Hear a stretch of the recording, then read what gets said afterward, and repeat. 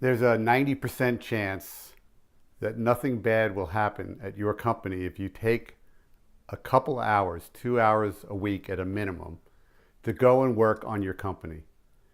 But I got to tell you, there's probably about a 100% chance that you're not ever going to achieve the goal that you set out, and you're down a road that can potentially be a road for failure. I know that sounds dramatic, but I know it for a fact.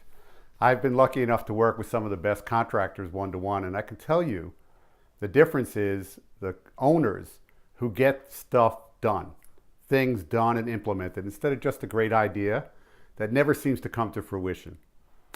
You have to dedicate the time. It sounds pretty dramatic, but I'll give you a good illustration.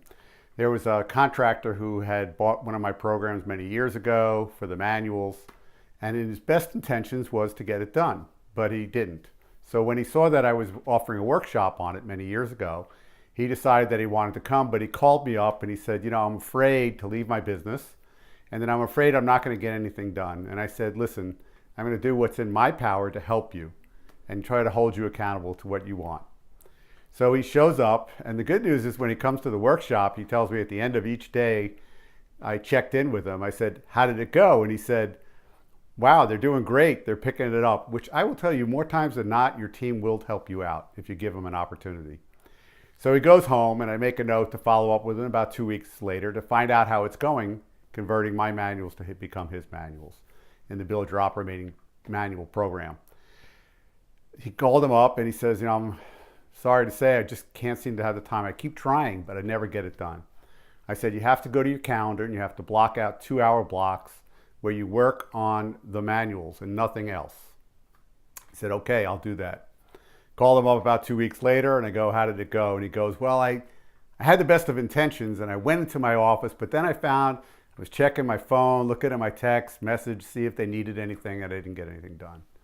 I said, now I want you to go tell the whole office I'm working on the manuals that's going to make everybody's life here better. Our customers will be served better. Everybody who works here will be better, and it will work for everyone. There's nothing that's more important than this 2-hour blocks that I'm going to be setting up.